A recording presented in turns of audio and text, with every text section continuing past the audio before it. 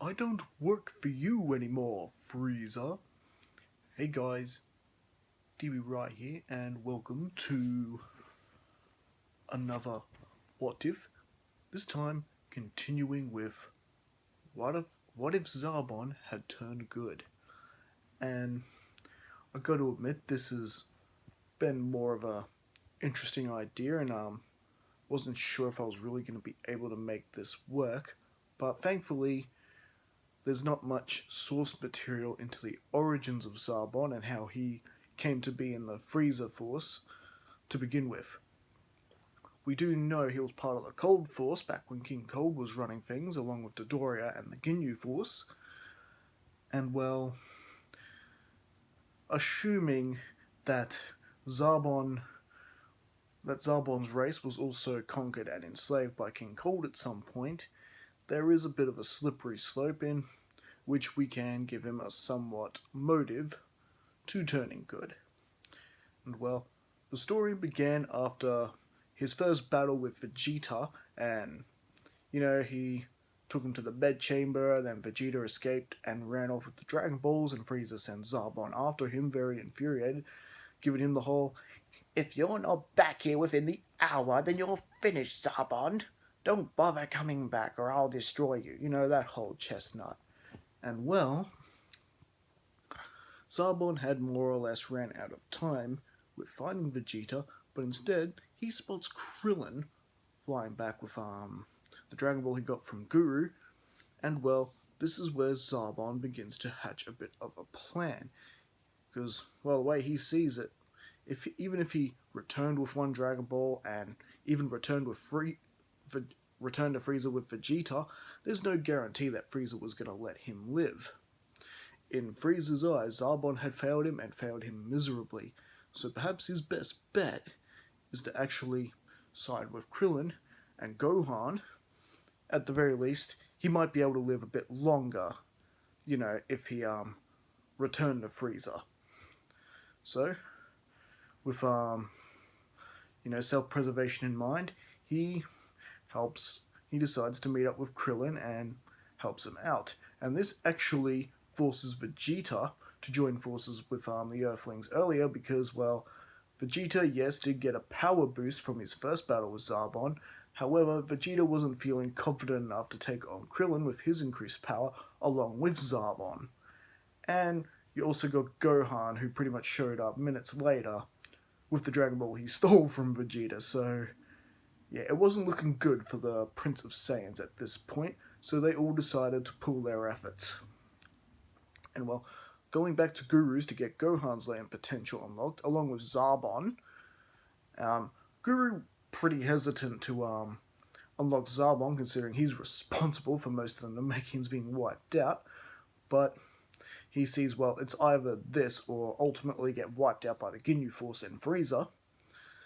So he reluctantly unlocks Zarbon's latent potential, and while Vegeta is staring outside, sensing the Ginyu Force approaching, and they all have to hurry up and summon the Dragon Balls and get their wish. Of course, that does not work. The Ginyu Force show up like they do and steal the Dragon Balls like they do, and well, the whole fight between the Ginyu Force and the Earthlings, along with Vegeta and Zarbon, because of Zarbon's additional appearance, things go very differently, with Vegeta and Zarbon actually working together to take down Recoome. The whole Gildo versus Krillin and Gohan fight goes as per normal, with Vegeta killing Gildo. But when it came to Recoome versus Vegeta, Zarbon and Vegeta were actually working together, and they actually managed to more or less overpower Recoome and beat him down, and that is when Goku basically turns up, and he's able to deal with Berta and Jace, and, well, basically, Vegeta and Zarbon kill Recoome and Berta. Jace runs off to get Captain Ginyu, and, well, when Captain Ginyu shows up, Vegeta runs off, realizing Frieza's ship is deserted, and of course waiting for Krillin and Gohan to show up and find those Dragon Balls for him. However, the fight between Captain Ginyu and Goku goes very differently, with Zarbon there, who's able to stop the whole Ginyu swapping bodies, because remember, Zarbon knows the Ginyu Force very well as all their abilities, and together they're actually able to defeat Jace and Captain Ginyu. Goku still got hurt and damaged a little bit, but nowhere near as badly as he was in the original. Now they're going back to regroup with the others, and, well, as it turns out, Gohan and Krillin do not know how to summon the Namekian dragon, and this is when, of course, Guru realizes, oh, well, we better send Dende and give these guys their password, because, well, they've got the Dragon Balls now. They're on the verge of winning. How about that? And so with that, Dende is sent off, and Frieza ignores him like he does in the original. And the whole, Frieza fighting Nail plays itself out as per normal. And meanwhile, Goku is indeed taking a little trip inside the med chamber while Krillin goes out to get the password from Dende. Who, well, he luckily runs into Dende on the way through, and that whole thing goes off. And, well, Vegeta takes his nap, and, well, this is when they decide to sneak off the Dragon Balls and get their wishes, behind the Prince of All Saiyans' back. Whereas Zarbon during all this, he's gone with the Earthlings to help them out. After all, an immortal Vegeta running around could be just as bad as an immortal Frieza, so Zarbon is not going to be waking up Vegeta, no. And, well, with that, Porunga is summoned, and Zarbon actually tries making a wish. He tries asking the dragon to destroy Frieza, which of course is an unacceptable wish. The dragon can't kill people. So, sorry Zarbon. So, with that, the Earthlings get the same wish they do in the original, wishing for Piccolo to arrive on Namek, and, they wish him back to life, and then wish him to arrive on Namek, I should say. And Piccolo is, brought to Namek, and, well, Vegeta, of course, then waking up and realizing what's going on, he does go there to try and get his third wish, to make him immortal, but as per normal, Guru passes away right then and there, and the dragon dies, and before Vegeta could exact his revenge, not that he'd be able to, because Zarbon is pretty much stronger than he is at the moment in this timeline, but none of that matters, because Frieza has just turned up. And, oh yes, Vegeta, please, give me ideas. Zarbon, I see you have chosen to betray me. Well, you will suffer by my hands for what you have done. And with that, the whole battle between Frieza and the warriors of planet Earth, Zarbon and Vegeta, begin. And, well, Vegeta does go on with Frieza to transform, and, well, he does, and by then you got Piccolo, who has since merged with Nail, turn up, and that whole battle plays out per normal, and, well, pretty much most of the fighting up until Goku arrives pretty much plays out per normal, but things do actually begin to differ. Instead of Vegeta getting a really nasty beating from Frieza and ultimately ending up dead, it's actually Zarbon who ends up really badly beaten and ultimately ending up killed by Frieza. Zarbon, with his new power-up from the eldest Namek, Zarbon was feeling pretty competent, and Vegeta wasn't about to step in and really help Zarbon. Vegeta can't stand Zarbon, as we know. And, well, pretty much Zarbon ended up taking the beating that Vegeta would have copped.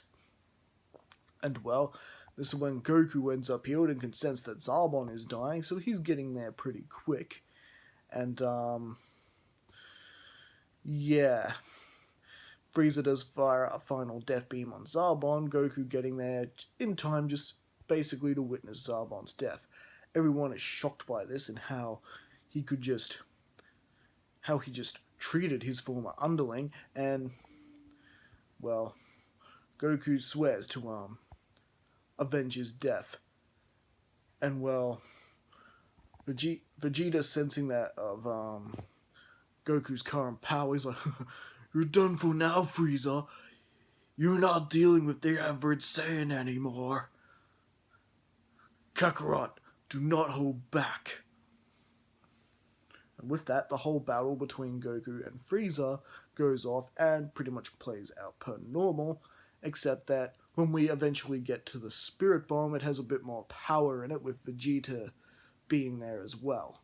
And the Spirit Bomb, still not quite enough to kill Frieza, and Frieza does his whole firing a death beam and hitting Piccolo, nearly injuring him. And then he fires a second one, lifting Krillin up into the air and blowing him up. And, well, we know what happens from there. Frieza just hit the Super Saiyan button, and Goku powers up to Super Saiyan. And, well, with that, he tells everyone to get off the planet now, while he still has some sense of him left. Take Piccolo and get out of there. So you got Vegeta and Gohan putting Piccolo up on their shoulders, and they fly away. At this point, Vegeta's not going to argue with Goku's newfound power. You know, Goku would smash him if Vegeta tries arguing or doing anything at this point. Alright, get to the ship, find Bulma, get out here. Got it, Kakarot, got it. And meanwhile, the whole Frieza and Goku fight continues to play out per normal. Frieza fires his planet shot, and the whole 5 minutes battling towards Namek pretty much goes forth the same, while King Kai's hatching up his own plan, realizing that Piccolo is still alive thanks to Kami chatting to him. He's going to use the 7 Dragon Balls to wish for everyone who was killed by Frieza, and then, of course, use Paruga to transport them off the Namek as per normal. And, of course, when that plan begins coming underway, that means Zarbon is brought back, along with all the Namekians he had killed, with the exception of the ones Vegeta killed, of course. And, well, with that, they are transported off Namek, while Goku wraps up his fight with Frieza, it ending exactly the same as it always does, and Goku being able to leave the planet as per normal, escaping on one of the Ginyu Force space pods moments before planet Namek's explosion. And, well, we then enter a bit of an era of peace while Goku's both training and recovering on planet Yardrat. And, well, as for the Nameks, they get their new world as per normal. And, well, as for Zarbon, Bulma's more happy to keep Zarbon around, actually. All his info about space tech and everything is really helping her research, and it's really helping them come up with some more advanced technologies, even building their own med chambers, which is pretty cool. And also with that, you know, Vegeta's at Capsule Corp as well, trying to get his training because he's got to get stronger than Kakarot. Actually, no, scratch that. He's actually on the ship doing what he usually does in this timeline, trying to find Goku. And, well, meanwhile, Zarbon has actually found himself a bit of a job, a bit of a career as a male model. He was just sort of exploring the city one time where this modeling agent sort of took notice of him and offered him a job as a male model. And quickly, not long after that, Zarbon was approached by movie producers to actually start starring in his own films. Hence the really hilarious thumbnail in the video of him sort of looking like Arnold Schwarzenegger's Terminator. Zarbon in the Galactic Ranger. And Zarbon has sci-fi as being, you know, his life basically being a sci-fi, he's able to put some pretty good direction into this as well. So he actually becomes a pretty talented director as well, and he has Bulma designing all these science fiction props and things. So that leads to another sort of marketing that Bulma can utilize for Capsule Corp, and, you know, more money for research materials and inventions and things. So really, it's really come quite a really good partnership with Zarbon being around. And, well, as for Zarbon's movies, well, there hasn't been a star like him since Palmput. And, well, I think for right now, that is where we'll actually leave things. What do you guys think? Did you like this installment? I did pretty much keep it to the original story as much as possible, but yeah, let me know in the comments what you think. Do you like that I made Zarbon an action star on Earth? Let me know, and let me know in the comments. Don't forget to like and subscribe, hit that little bell icon, share the video, and let's get this discussion going. So I've got to admit, I'm sort of starting to really get into this story. Alright, catch us later, and I will see you guys next time.